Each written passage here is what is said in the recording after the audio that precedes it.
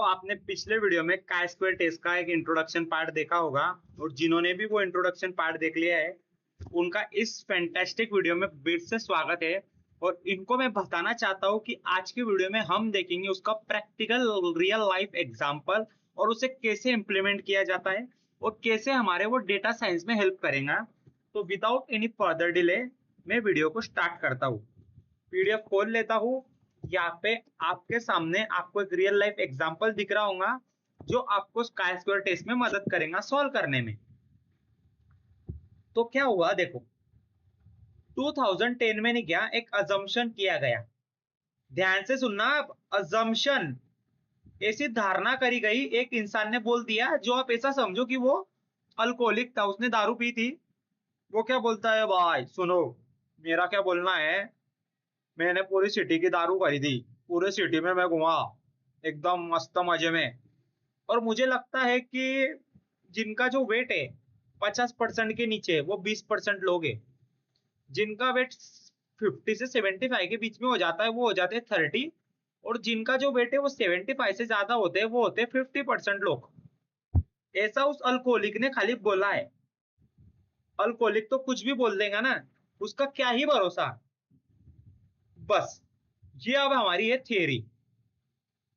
आपको मैंने chi square test में बोला था हमारे पास एक पॉपुलेशन की थियरी होती है और एक हमारे पास ऑब्जर्व फ्रीक्वेंसीज होती है। हम काय स्क्वायर टेस्ट का इस्तेमाल करते हैं कि ये थियरी इस रियल लाइफ से कितनी मेल खा रही है और कितनी मैच कर रही है। तो हमारे पास अभी पॉपुलेशन का क्या है, एक थियरी है, एक अजम्पशन है, एक व्याख्या है जो कि हो सकता है कि ट्रू हो सकती है और हो सकता है कि ट्रू नहीं हो सकती है। अब मैं सबसे पहले n इक्वल टू 500 लोगों पे टेस्ट करा गया, इन परसेंटेज को अब मैं एक्चुअल न्यूमेरिकल वैल्यू में कन्वर्ट कर देता हूं। तो ये 20 डिवाइडेड बाय 100 जब करा जाता है तो 0.2 आता है। जब उसको 500 से मल्टीप्लाई करेंगे तो हमें वैल्यू मिलती है, डेट इज 100। मतलब 500 का 20% होता है 100, 500 का 30% होता है 150, 500 का 50% होता है 250। अब ये खाली एक्सपेक्टेड थी, ये खाली थियरी थी, तो मैंने यहाँ पे जानबूझ के उसको एक्सेप्टेड लिखा, ठीक है। और अब क्या करा गया, एक्शन लिया गया 2020 में 10 साल के बाद। 10 साल के बाद ये जो हमारा अजम्पशन था जो उस अल्कोहलिक ने बोला था, अब उसकी बात पे हम रिसर्च करने लगे कि वो जो अल्कोहलिक बोल रहा था वो बात कितनी सच थी और कितनी झूठ थी। तो बड़े बड़े डॉक्टर्स आए शहर में, बड़े बड़े जो वकील आए, जो जो भी आप समझना है समझो, और उन्होंने क्या करा, चलो हम लोगों को जाके देखते, लोगों के घर पे जाते हैं और लोगों की हाइट नापते हैं, 500 लोगों का हम डाटा लेंगे। तो जब वो लोगों के घर में गए तो उन्होंने पता चला कि यार 500 में से 140 लोग जो है वो 50 के नीचे है वेट, 500 में से 160 लोगों का जो वेट है वो इतना है और 200 का इतना है। अब ये जो आपको वैल्यू दिख रही है ये कोई अजम्पशन नहीं है, ये रियल लाइफ है। उन्होंने घर घर गए और घर घर जाके उन्होंने हाइट को नापा, तो उन्होंने हाइट का जो डेटा है वो ये मिला। अब हमारा क्वेश्चन ये है, काय स्क्वायर के पास हम जाएंगे, काय स्क्वायर से पूछेंगे कि ये जो यहाँ पे डेटा था, ये डेटा, क्या ये डेटा और ये डेटा में कोई रिलेशन है, क्या ये डेटा सेम है। काय स्क्वायर मुझे बता कि ये डेटा और ये डेटा कितने परसेंट मैच हो रहा है, ठीक है।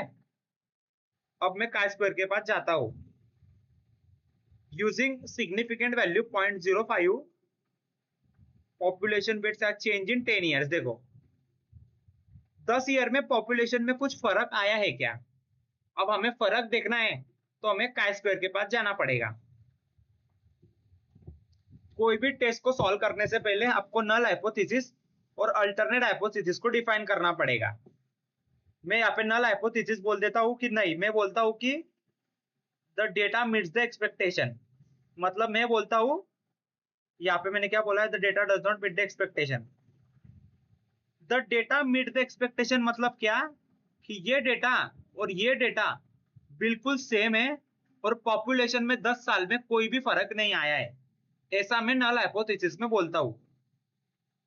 तो अल्टरनेट हाइपोथेसिस बिल्कुल उसका उल्टा बोलेंगे कि नहीं यार, 10 साल में जो पॉपुलेशन में है ना वो बहुत बड़ा फर्क आया है। दूसरा है कि मेरे को अल्फा की वैल्यू और सिग्निफिकेंट की वैल्यू जो ये है कॉन्फिडेंस इंटरवल वो निकालना है। कॉन्फिडेंस इंटरवल का फॉर्मूला होता है 1 माइनस अल्फा। ठीक है, 0.505 मतलब 5% है ये। हाँ, अब जो तीसरा स्टेप है हमको निकालना है degree of freedom. Degree of freedom हमने निकाला, k-1 किया। k यानी कैटेगरीज होता है, ये 3 कैटेगरीज मेरे पास थी, मतलब हमारी डिग्री ऑफ फ्रीडम की वैल्यू 2 आई।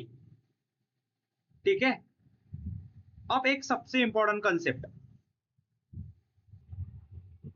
देखो, 95% बोला, इसका मतलब क्या?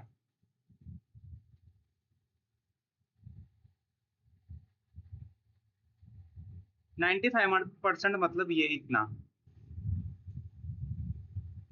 जैसे आप समझ के चलो यहां से यहां तक जो हमारा कर्व है वो 95% एरिया को लेने को में कंट्रीब्यूट कर रहा है, 95% एरिया को।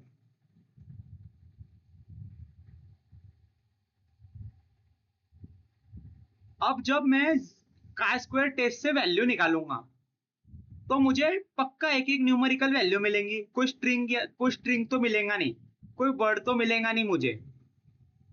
मैं काय स्क्वायर को सॉल्व करते वक्त मुझे ये नहीं प्रूव हो जाएगा कि ए भैया population meet the data, population does not mean the data. मेरे को काय स्क्वायर डायरेक्टली ऐसा तो नहीं बोलेगा ना, मुझे एक न्यूमेरिकल वैल्यू मिलेंगी। क्या मुझे आपके कॉमन सेंस से बताओ, क्या न्यूमेरिकल वैल्यू सफिशिएंट है?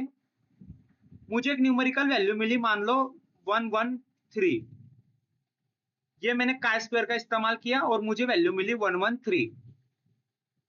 क्या मैं ये बोल दूं कि हाँ रे भाई population meets the data, population does not mean the data, meets the data? कैसे? On the basis of what?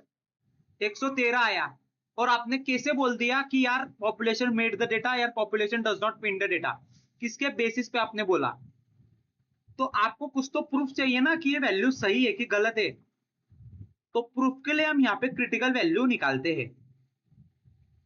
अगर वो वैल्यू, जो भी आपकी वैल्यू आई है, जैसे मेरी यहाँ पे 113 आई, वो क्रिटिकल वैल्यू से ज्यादा चली जाती है तो मुझे उसको रिजेक्ट करना पड़ेगा, क्योंकि वो इस रीजन में आने वाली है, इस रीजन में जो कि मेरा 95% से बाहर है, मतलब ये रिजेक्शन एरिया में आ रही है। लेकिन अगर वही वैल्यू मेरी क्रिटिकल वैल्यू से कम आती है, मतलब वो इस रीजन में आ रही है, तो ऑब्वियस सी बात है मुझे उसे एक्सेप्ट करना पड़ेगा। मैं नहीं चाहूंगा एक्सेप्ट करना, फिर भी एक्सेप्ट करना पड़ेगा। अब क्वेश्चन मार्क ये है कि हम क्रिटिकल वैल्यू निकाले कैसे। खुद से क्वेश्चन पूछो कि अब हम कौन सा टेस्ट इस्तेमाल कर रहे हैं, जेड टेस्ट, टी टेस्ट, क्या इस्तेमाल कर रहे हैं? Chi square test. तो हमें जाना पड़ेगा काय स्क्वायर टेबल के पास। हम जाएंगे काय स्क्वायर टेबल के पास और हमें यहाँ पे ले जानी पड़ेगी अल्फा की वैल्यू।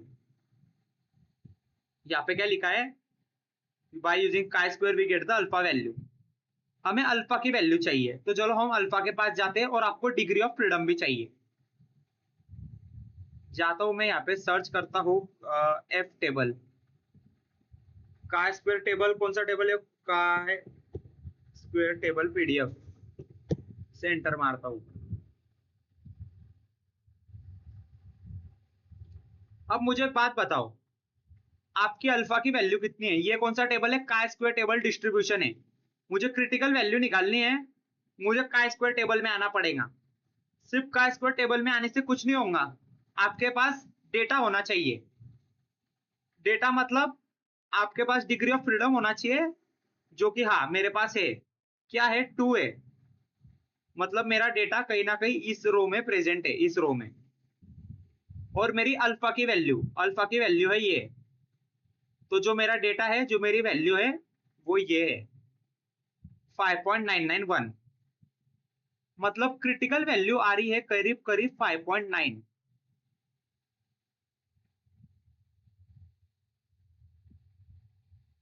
अब मैं बोल सकता हूं कि अगर मैंने मेरा टेस्ट किया, वो वैल्यू 5.9 से ज्यादा आती है, मतलब वो इस रीजन में आएंगी, तो मुझे उसे रिजेक्ट करना पड़ेगा, और अगर वो कम आती है तो मुझे उसे एक्सेप्ट करना पड़ेगा।